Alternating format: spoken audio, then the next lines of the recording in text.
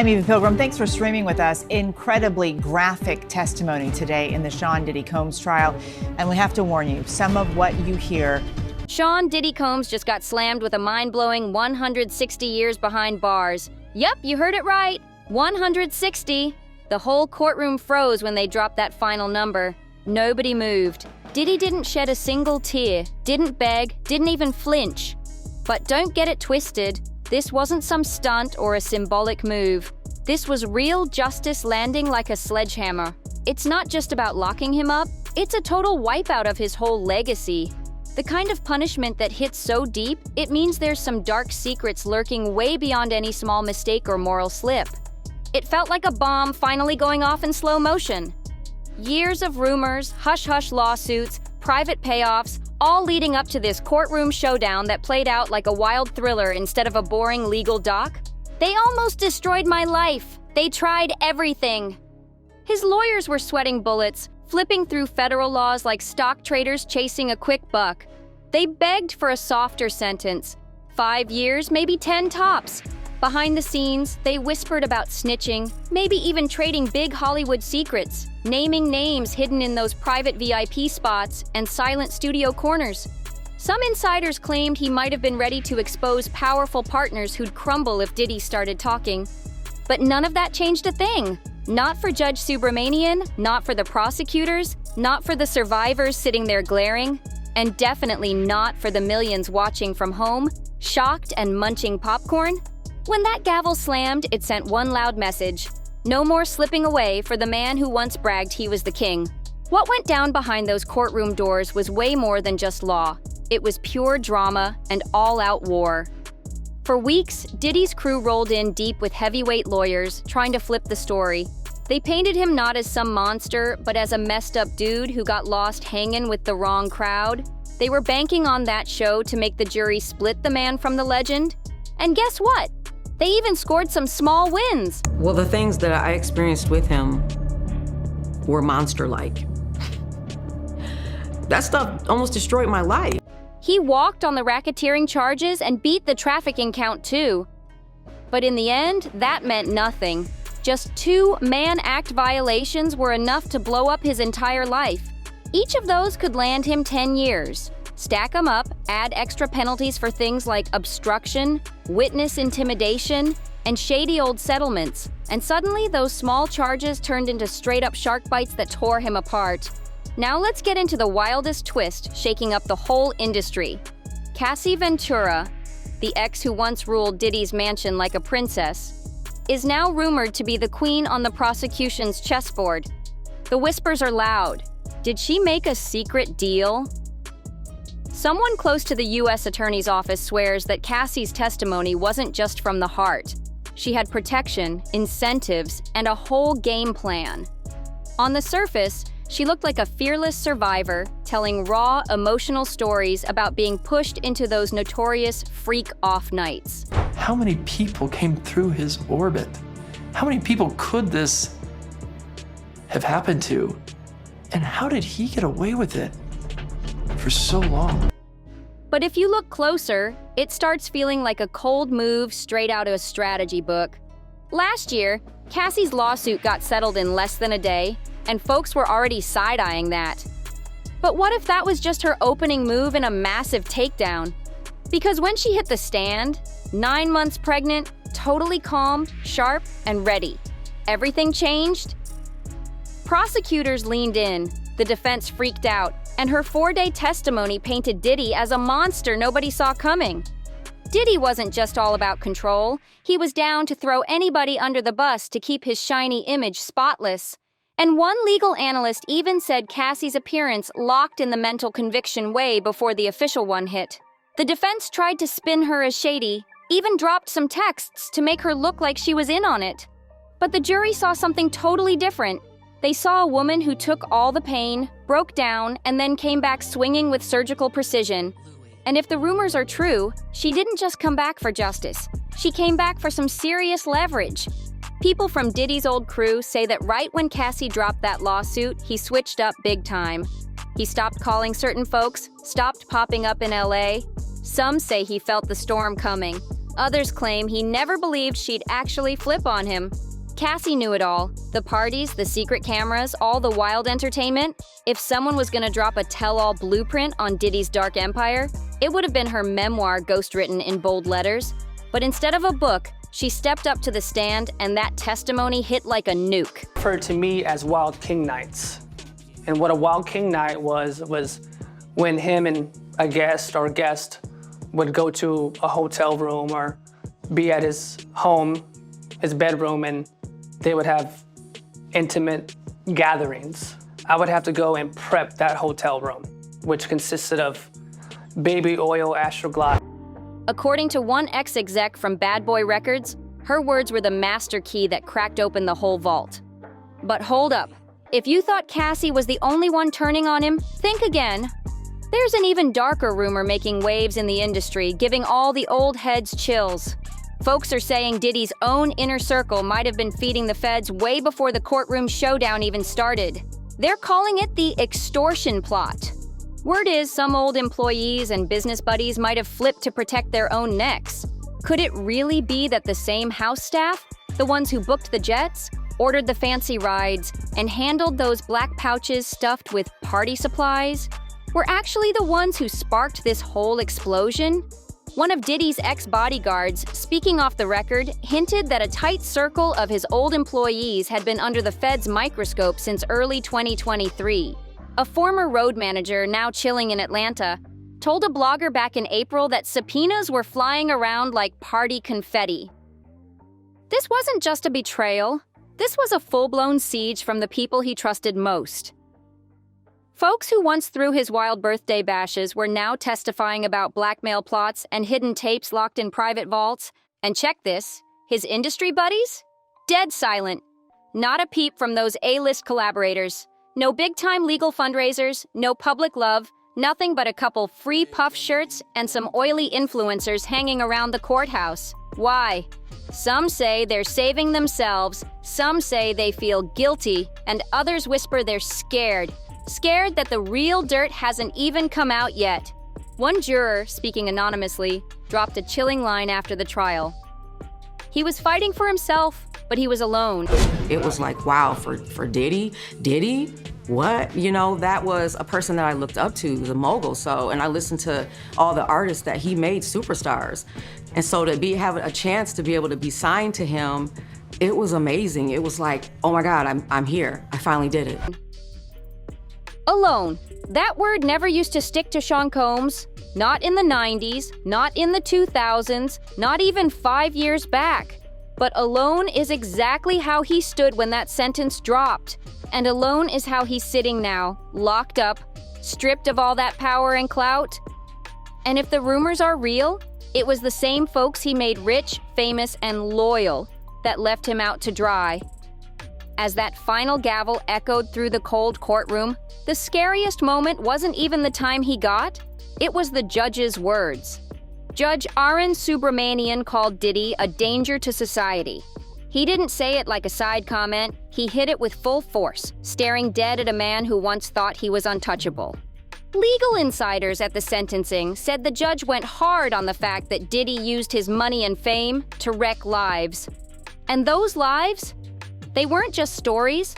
They were stacked up in court files, hidden behind sealed documents and whispered confessions. The verdict might have been about moving folks around for private acts, but that heavy sentence?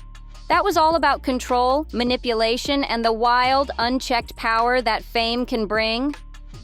This wasn't just a conviction, it was a wake-up slap. A big red line drawn by the justice system, shouting loud that even dudes with private jets, billion-dollar bank accounts, and shiny Grammys can't dodge karma forever. Legal insiders say Diddy's harsh sentence wasn't just to punish him, it was to set an example. Under all that courtroom chaos and tabloid hype, something bigger is brewing. This could be the exact moment the old guard of the music biz starts to shake. It's a silent shot fired at all the entertainment giants still hiding secrets behind mansion gates and ironclad NDAs. The days of buying hush and flipping loyalty like a cheap script might finally be fading out. But yo, if that didn't make you clench your jaw, let's get into the weirdest, creepiest twist that slithered out of this whole saga. The baby oil. Yup, that innocent-looking bottle turned into a straight-up horror symbol. Witnesses kept bringing it up, and the jury even saw visual proof.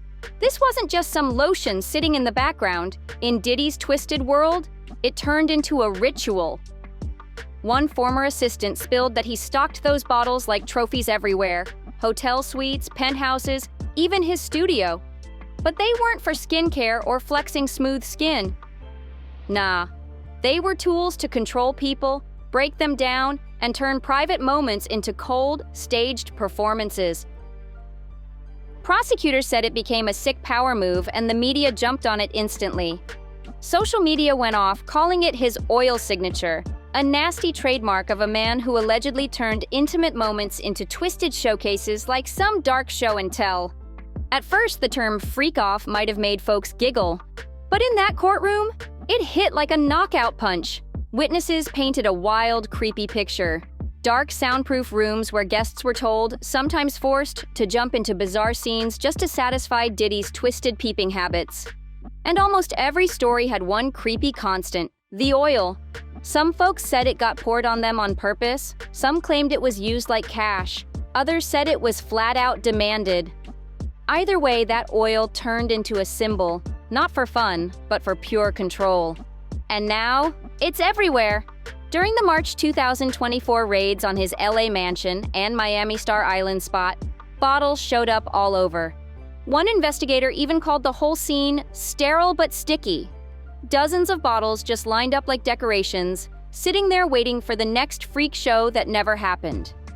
Forensic teams took samples, but what they found wasn't about science, it was about the mind. It showed an obsession, a ritual that turned private moments into a freaky mix of performance and madness. Which leads us to where things stand now. And if you thought this trial was the final chapter, think again. Diddy's sentence might have been historic, but that was just the criminal side. Up next, a tidal wave of civil lawsuits that might crush him even more. Over 60 civil cases are still waiting in line, many from anonymous people. They're telling the same dark stories, using the same chilling words, describing the same twisted setups. Some cases talk about coercion, others say manipulation. And the most jaw-dropping part, a few claim they were teenagers when it all went down. Civil lawyers are circling him like sharks in bloody water, and court ain't the only war zone.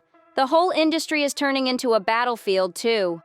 But before folks start cheering this trial as some big victory for justice, we gotta ask, how free was that jury, really? Behind those fancy wood-paneled walls and lawyer showdowns, there's talk buzzing that the 12 folks who decided Diddy's fate were under crazy pressure, maybe even unnatural pressure. Yeah, that verdict hit hard, but it didn't come out of nowhere. The media was on fire, protesters in the streets, hashtags going wild, late-night hosts clowning him as either a fallen legend or a designer-wearing villain. All those stories, whether folks want to admit it or not, crept right into that jury room. This wasn't just about different opinions, it was about the whole vibe. The kind of heavy vibe that clouds clear thinking, even when everyone swears they're just looking at the evidence. Some legal heads are saying this case was always way bigger than receipts and proof. It was all about the symbol, the slow, public tearing down of a dude who thought he was untouchable. When someone like Diddy strolls into court with decades of fame dripping off him, jurors ain't just judging a man, they're judging a whole myth. Imagine sitting through weeks of hardcore, graphic testimony, knowing every move you make is being watched by reporters, fans, and millions of angry comment sections that don't sleep. That tension, that constant weight, no amount of jury instructions can prep a regular person for that heat. On top of it, prosecutors had to do a careful dance in open court. They kept it clean, avoided straight-up emotional plays, but their whole strategy was still loaded with slick hints and low-key signals that shaped the room. A perfectly timed pause here, a dramatic photo there. It wasn't just about showing facts, it was about setting a whole vibe. A bunch of folks watching the trial said those closing arguments felt more like a blockbuster movie than a courtroom wrap-up. They blurred the line between a final statement and a full-on cultural takedown. Was it effective? Oh, no question. But here's the real thing. Did it push the fairness scale just enough to tilt it? When you craft a story that powerful, even on the low, the danger ain't that the jury won't buy it, it's that they feel they have to buy it. But it wasn't just the media or the slick lawyers bringing the heat. The courthouse turned into a circus outside.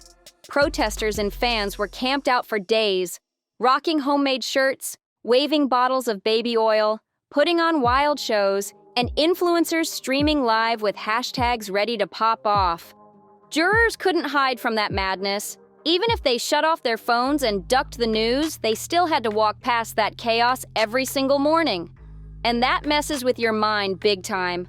It reminded them this wasn't just about facts in a folder. It was about public history, people's judgment, and the huge question, did they really want to be the 12 folks who let a mega famous dude walk free after everything they heard? We'll probably never know what truly flipped that final decision behind those locked doors. Was it the hard evidence, the wild emotions, or the weight of a whole nation breathing down their necks? One alternate juror even told reporters he got why they chose guilty, but he straight up admitted the case had doubt woven through it since day one. And if those jury talks were even half as wild as the madness around them, we're left with one hard truth. Maybe justice was served, but was it really pure? Or just the best shot we had under insane pressure? Former collab buddies? Ghosted? Fashion deals? On ice.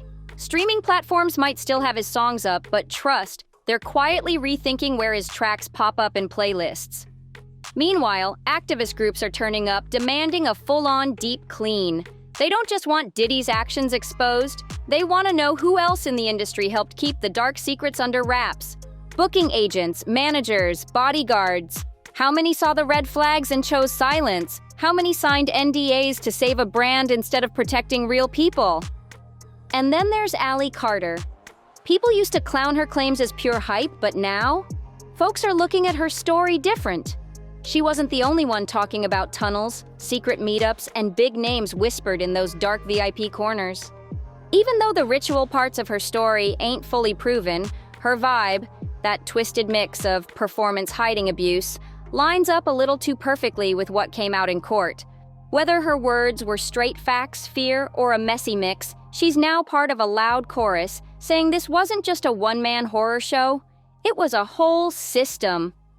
Let's not forget this verdict has sparked a bigger talk about what real justice even looks like for survivors, especially when they go toe-to-toe with superstars packing fat wallets and monster legal teams. Some folks are calling Diddy's sentence a win and a big warning sign. But others, they say it still ain't enough. Real accountability don't always come from sitting behind bars. It comes from what people remember. Will fans hold on to the hits and the flashy empire? Or will they remember the courtroom drama and the wreckage left behind? Meanwhile, Cassie's part in all this is still kinda in the shadows. She's been quiet since the trial wrapped, but folks close to her say she's getting ready for the civil war that's about to hit next. Lawyers repping other survivors have been showing her love, calling her brave for stepping up. Word on the street is she might play a huge role again, maybe taking the stand or just standing tall as the face of a movement that brought down one of music's biggest bosses. But behind all the headlines, the big questions keep growing. If Diddy fell, who else was in on it? Who else was partying in those dark rooms? And the scariest question, who's next? One old industry player told Rolling Stone straight up, he wasn't the only one throwing those parties, not even close. So now it's on you. Was this real justice or just the first warning shot in a way bigger storm? Is this the fall of an empire or the start of something even more twisted? Drop your thoughts in the comments. Stay sharp, stay locked in, and remember, some truths only pop out when the music finally cuts off.